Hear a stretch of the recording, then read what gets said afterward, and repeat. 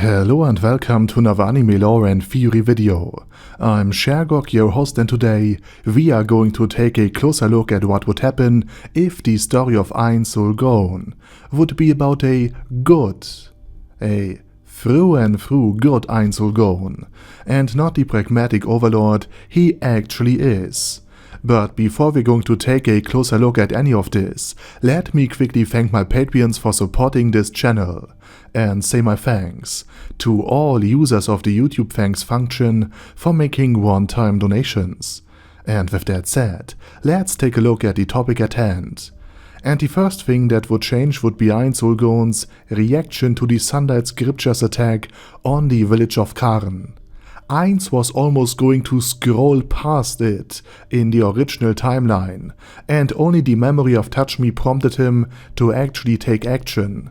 But with a good Ainz, not just Ainz would have come to the portal, but also pretty much all units that could be summoned at the very moment.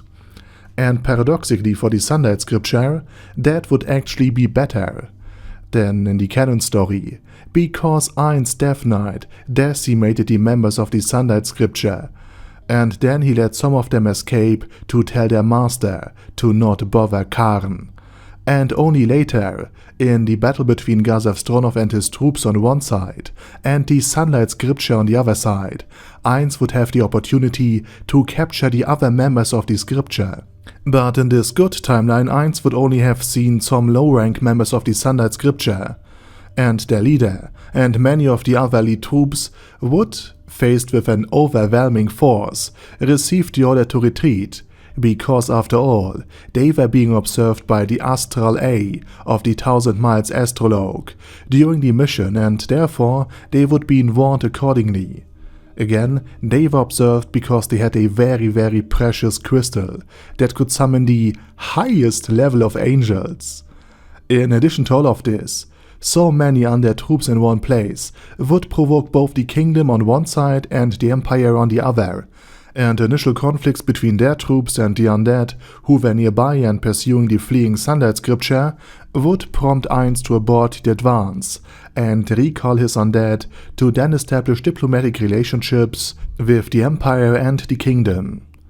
And after the situation is clarified and Gazef can testify that the rescue of the villagers was only possible through Ainz Ooal Gown's troop, and also Henry and the other remaining villagers confirm Ainz Ooal Gown's version of the story, and of course, after realizing how powerful the undead troops are, both Gazef on one side and Fluda Paradane, who counsels and advises Jerkniv on the other, would make efforts to achieve a peaceful solution in order to survive, ultimately bringing both nations not on the side of the Sorcerer Kingdom, but at least partially under the sway of it.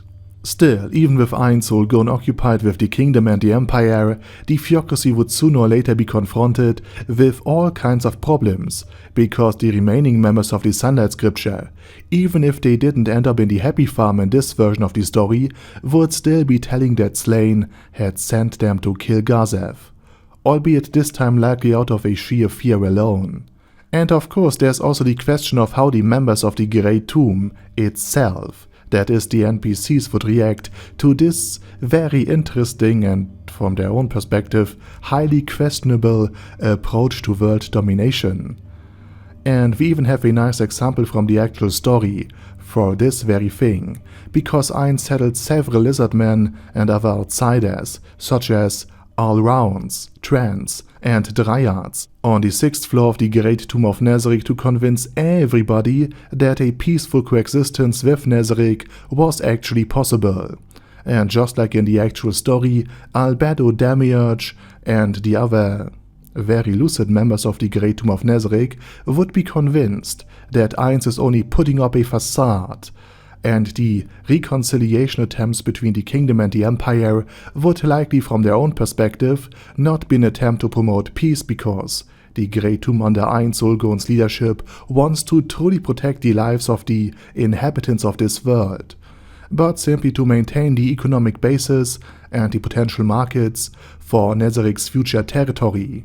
And consequentially, Demiurge and Albedo would also intervene with the interior politics of both nations, and the undead workforce would likely be quickly brought into play as well, as a bargaining chip, and in exchange for an alliance with the Sorcerer Kingdom and peace among both nations, that is the Kingdom and the Empire, they would in exchange be protected by Nezarec, while the undead workforce would boost the economy in general and the agricultural production as well as the mining industry in particular. What would follow is a kind of industrial revolution based on the undead labor, instead of steam engines.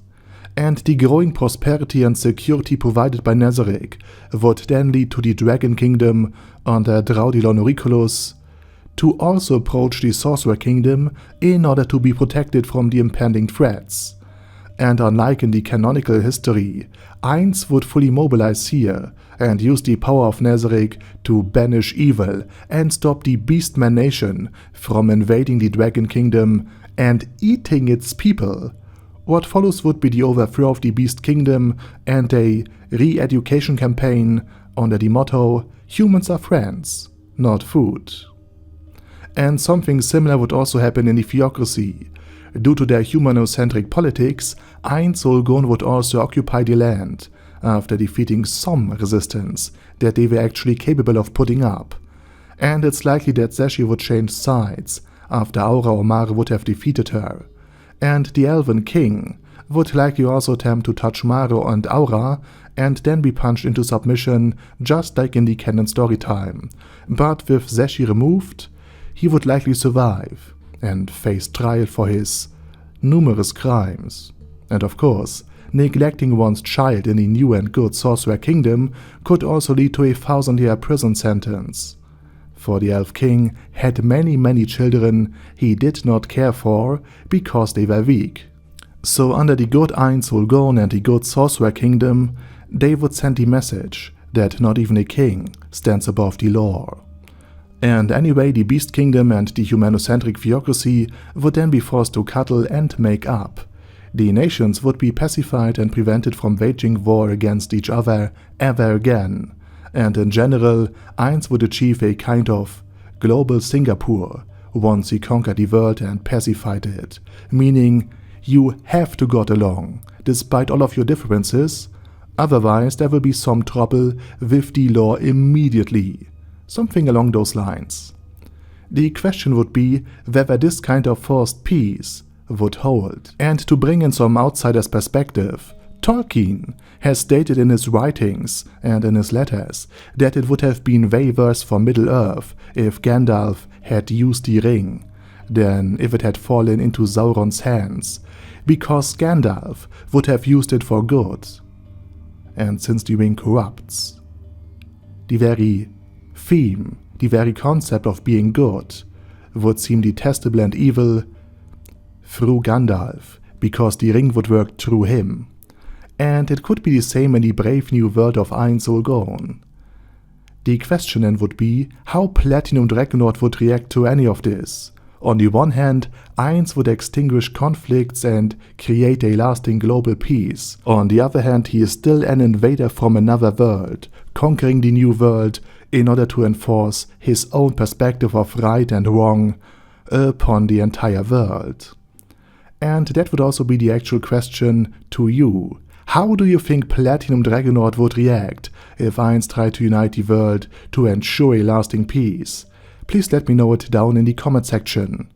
And while you type, I say thank you very much for watching and special thanks to Other Daddy Other, ASK, Bad Guy Ye, Bad Burrito 316, Bizarre, Ben C, Brandon D, Chrissy, Crowley 0221, Sia, Crystal Prime, Dead Slime, Death is Mercy, Deathless Dragonlord, Demon Xenomorph 1987, Devin Downen, Ding Dong, Dragonlord Placido Saxophone, Duckwagon, Dunkler Krieger, Dystopia, Dystopia II, Enigmatic Unicorn, Feral Shivan, Guy with That Head, Hector Marino, Hoss, Huster, Jacob G, Jana B, Jason, J. Morris, Chromius, Kyle R, Lee K. Long, Legendarius, Lelouch Britannia Viffy Mustache, Lexus Fox, Lord Nishikian Rai, Lord Touch Me, Love Razor, Merovec, Mr. Shoes, Mr. Tweaker, Michael R., Michael Y., Nope, Oh Hell No, Normal Toad, Oh Kill, Overlord General Gasper, Paddy Pantom, Personage, Primus 11, Rhinomere, Kyone Karakos P, Shergox's Daddy, Shadow Lightning Wolf, Shrine Keeper, Sir Axolotl, Super Tier Magic Batista Bomb, Supreme Cheese, Staris, Ted, Texas Deer, The Orc Warboss, Rock Ed Smasher, T.E. Wang, Vash Hawkeye, Vegito27, Venture Fanatic, Wilhelm, Zenukai, and Zonagon. Thanks guys.